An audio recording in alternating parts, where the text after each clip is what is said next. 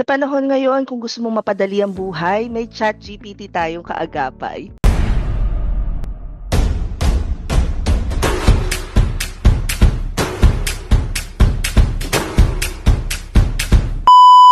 As a virtual assistant, here's how you can use ChatGPT to organize your experience list and impress clients instantly. Hi, I'm Mary, and I am your freelance mentor. In this video, I'll show you step-by-step kung paano magamit ang ChatGPT para i-optimize yung work experience list na ginawa natin sa step 1. This way, mas mapapadali yung mag-create nyo ng resume, profiles, and proposals. Ito na rin yung process natin na mas pinadali kung paano nga ba makita kung ano yung mga transferable skills ninyo. Step number 1, ano nga ba ang experience list at bakit importante to? Sa step 1, we created this experience list, which is basically yung listahan ng lahat ng past work experiences at projects mo. So, projects, tasks, achievements, doon natin inilista.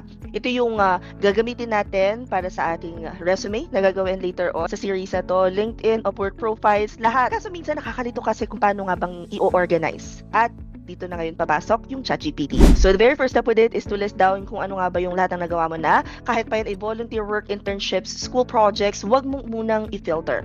For example, kung virtual assistant ka na, ilagay mo lang yung tasks na ginawa mo like social media management, administrative support, even data entry. Next, i-feed mo sa ChatGPT. So, there are two ways for you to do this. The first option would be to copy and paste lahat sa ChatGPT. Type mo lang, can you organize my work experience into a professional list or my resume? Or kung gusto mo pang i-level up, ilagay mo na rin doon yung job description para ma-match ka ni ChatGPT. The second option, open the file from your application book folder, click on file, click on download, at pagkatapos i-download mo siya as PDF, at i-attach mo sa ChatGPT. Next, ask ChatGPT.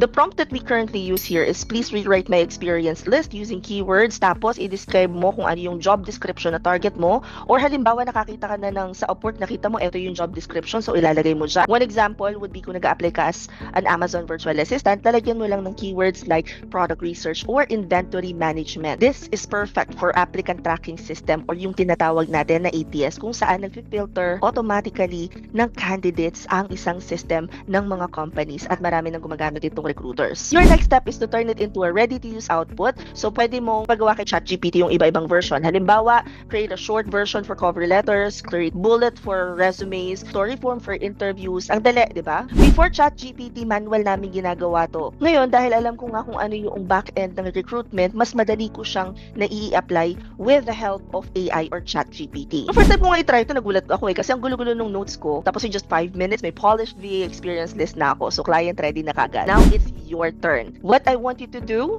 is to download your work experience list as a PDF. Pagkatapos, pumunta ka kay ChatGPT at i-enter mo tong prompt na to. Ang unang goal muna natin is mag-optimize yung work list experience mo, and then later on, tuturuan ko kayo kung paano tong gagamitin para mag-create ng lahat ng gagamitin mo sa application book mo. Just a quick tip, always double-check and personalize si ChatGPT ha, kasi tool lang siya.